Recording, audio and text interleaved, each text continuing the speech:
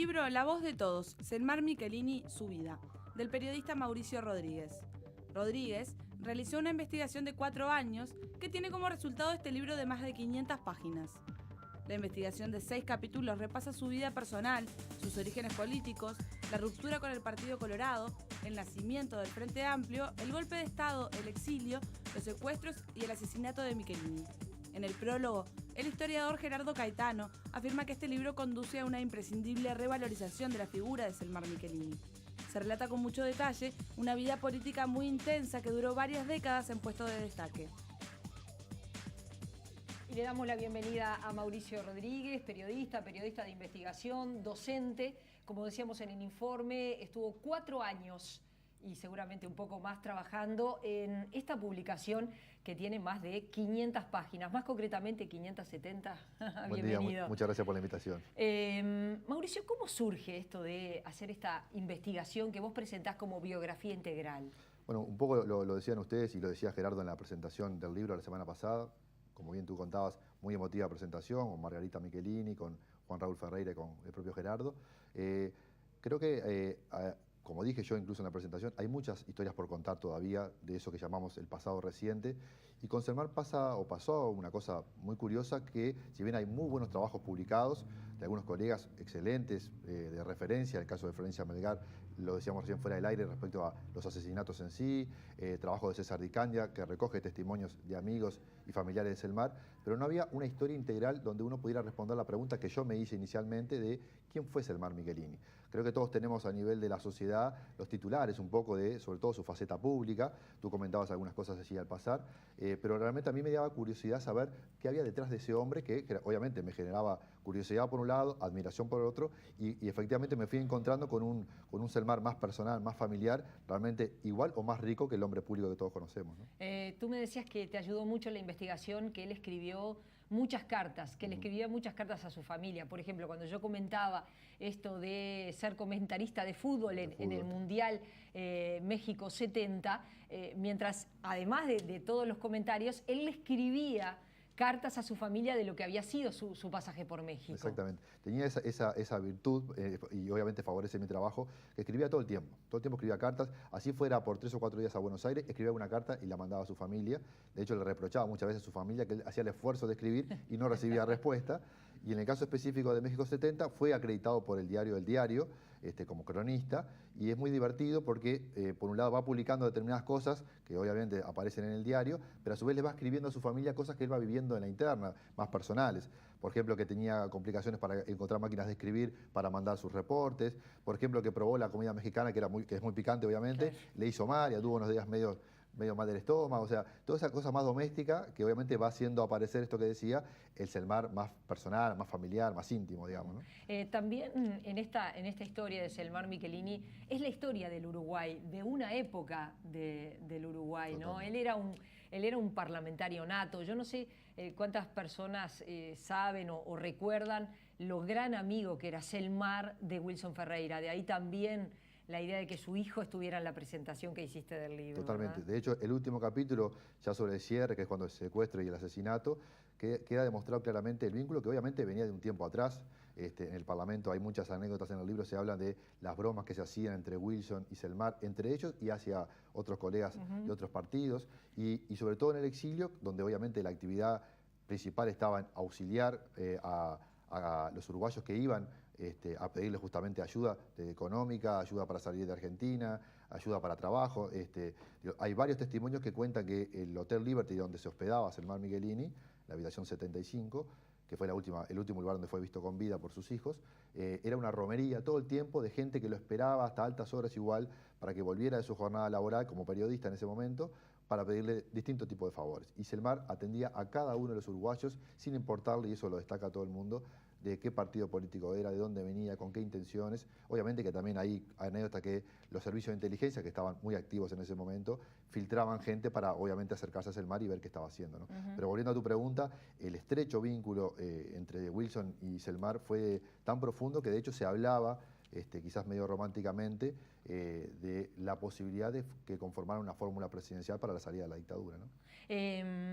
Tú también en el libro entrevistas, mira esa foto histórica, ¿verdad? De Selmar con el Toba Gutiérrez Ruiz, ¿no? Tú en el libro contás además cuestiones que son hasta anécdotas, ¿no? Por ejemplo, que él fue testigo de boda de Julio María Sanguinetti. Y tú en el libro lo entrevistás a Sanguinetti, entrevistás a Jorge Valle, entrevistás también a José Mujica sobre la figura de Selmar, que claro, al haber sido asesinado, quizás su figura política, su dimensión política queda como un poco relegada cuando hablamos de Selmar. Y eso también es parte de la deuda de la que hablaba Caetano. ¿Estás de acuerdo? Totalmente de acuerdo. De hecho, Caetano lo dice muy bien en el sentido de que el asesinato lo transforma de alguna manera un poco en un mártir, después en un símbolo, obviamente, del terrorismo de Estado, pero justamente se corre el riesgo de que quede opacado el otro Selmar, que es el Selmar político, con contenidos realmente pesados desde el punto de vista de la apuesta a la defensa de los derechos humanos, obviamente de esa extracción vallista que es la que lleva después al Frente Amplio cuando se va del Partido Colorado en el año 1970.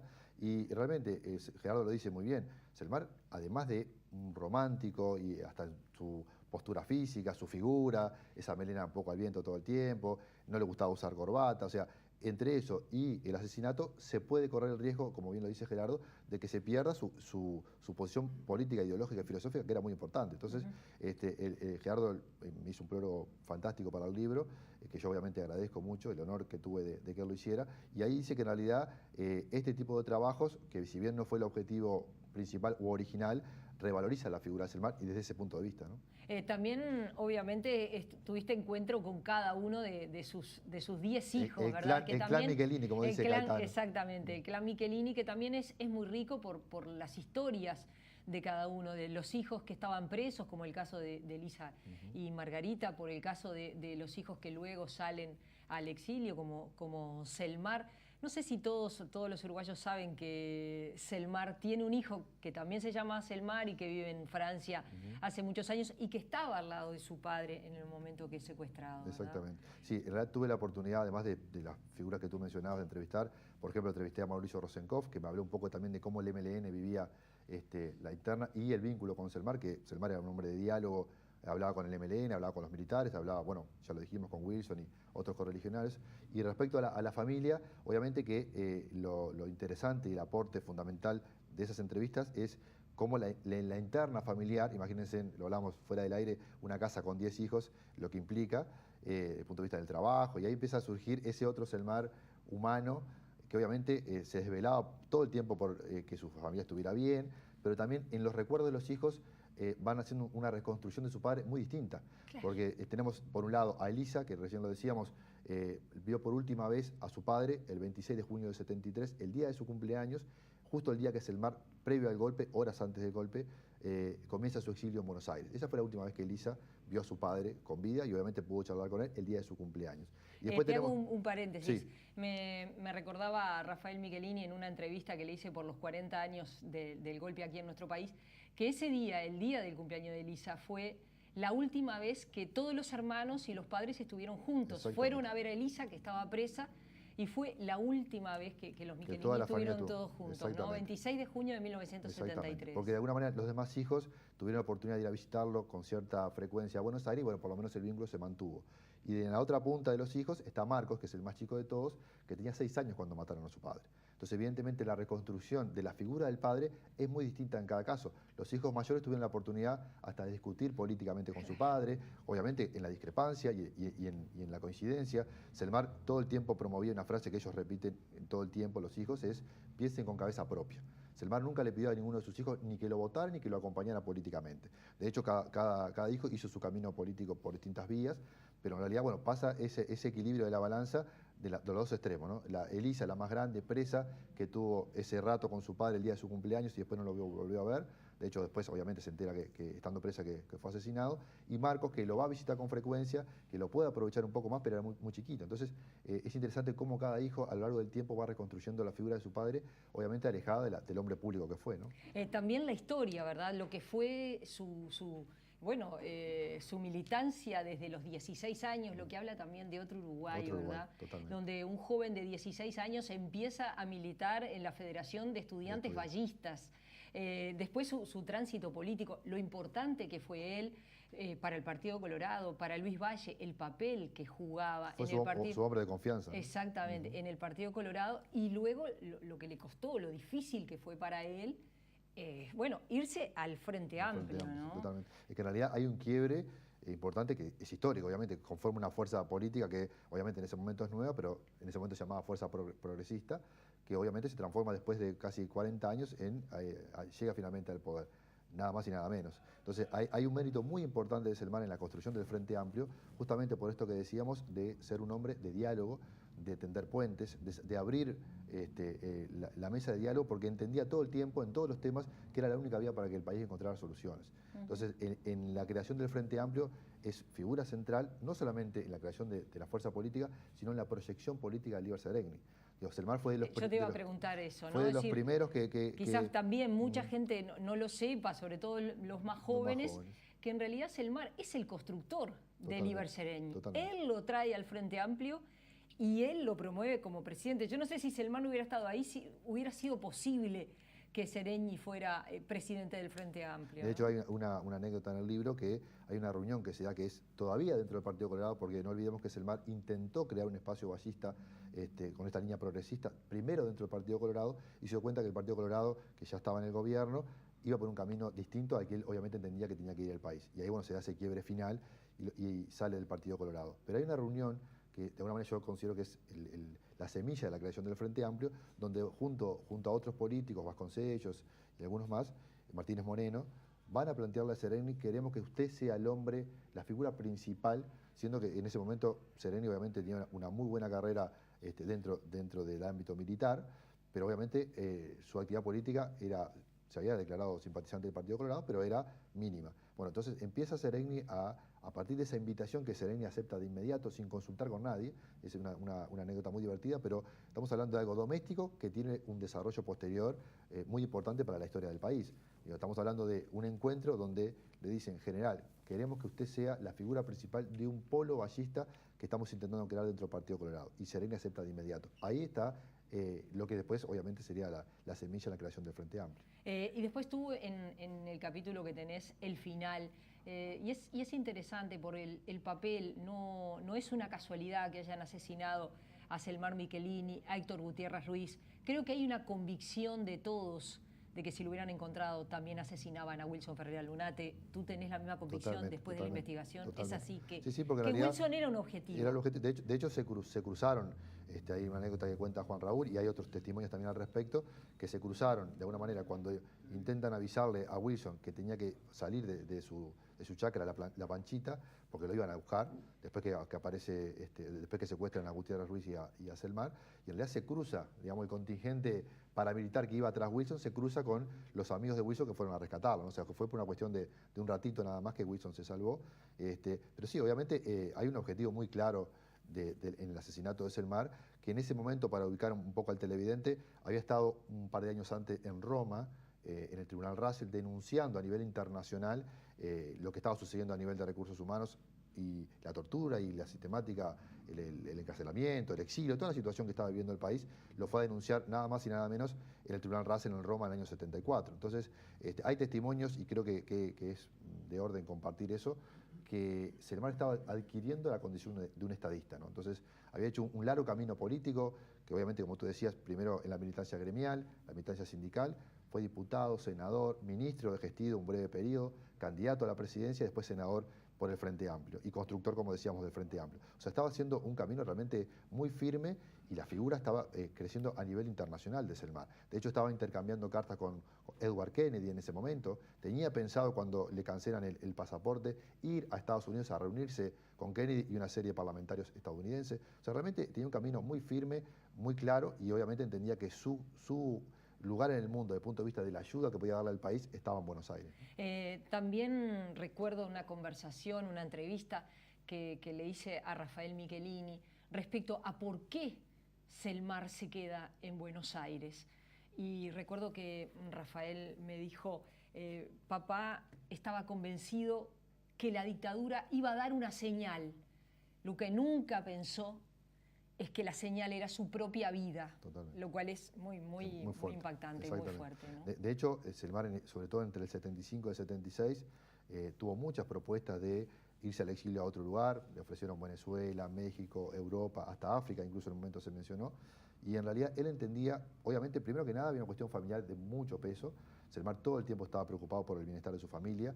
De hecho, esto que mencionábamos, las cartas que todo el tiempo estaba escribiendo, él se iba de viaje por algunos días, hizo viajes más largos a Estados Unidos y Europa, y todo el tiempo estaba preguntando a su familia si estaban bien desde el punto de vista económico, si no le faltaba nada. Era casi una cosa obsesiva de que a su familia numerosa no le faltaba nada. Obviamente con un contexto económico muy difícil, porque 10 hijos obviamente implica un costo mensual importante. Selmar todo el tiempo estaba preocupado por eso. Entonces, él no se va de Buenos Aires porque entendía que era el lugar más cercano para estar, de su familia, era el lugar de donde podía mejor ayudar a su familia, porque obviamente eran viajes en barco, en avión, sobre todo en barco, muy rápidos. Y lo otro, desde el punto de vista político, si se quiere, es que en esa posible reapertura que algunos, el TOBA era un poco más optimista en ese sentido, todo el tiempo bromeaba con que en fin de año estamos todos en Montevideo, todos los años lo decía, era muy optimista a ese respecto, pero Selmar entendía que estaba cumpliendo un papel de mediador en esa posible apertura que si él se iba podía llegar a romperse, lo dice en una carta específicamente. Y eso, bueno, este final obviamente inesperado y también la decisión de la dictadura de intentar involucrar a Selmar con los tupamaros, más allá de lo que hablábamos, ¿no? De presentarlo de que era un hombre que dialogaba con todos, sino hacerlo aparecer sí, como un tupamaro más, ¿verdad? Totalmente. Cuando en realidad eso no era así. ¿Hubo una radicalización de Selmar Michelini? Yo creo que hay en sus documentos, en sus discursos, en sus cartas, en sus textos periodísticos, hay una radicalización, sobre todo desde el punto de vista de las palabras que usaba. Aparece, sobre todo, empiezan a aparecer, si uno analiza muy finamente sus mensajes y los contenidos de sus textos, empiezan a aparecer palabras como la batalla final, el final, o sea, empieza a ver como una cosa más dura, si se quiere, pero creo que era fruto natural, consecuencia natural de los tiempos que vivía el país.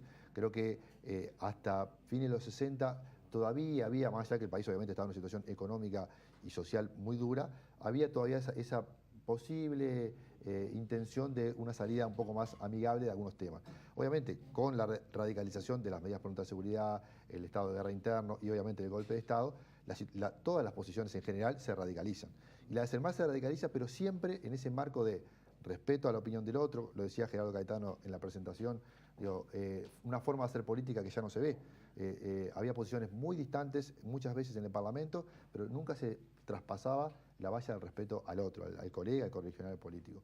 Y sí, Selmar va radicalizando su postura, pero siempre desde ese lugar, ¿no? Bueno, una mirada optimista de las cosas, confiada, como bien tú decías, de que la posibilidad de una reapertura democrática estaba en la vuelta, estaba en el aire. Obviamente, su muerte da claras muestras de que evidentemente la dictadura tenía otras intenciones, pero sí creo que Selmar se va radicalizando desde ese lugar, ¿no? Y obviamente nunca perdió en ninguna circunstancia ni el sentido del humor, ni esa gran ternura que todo el mundo coincide en que tenía y que obviamente transmitía hacia la interna de la familia, esto que decíamos recién, y obviamente entre sus colegas, ¿no?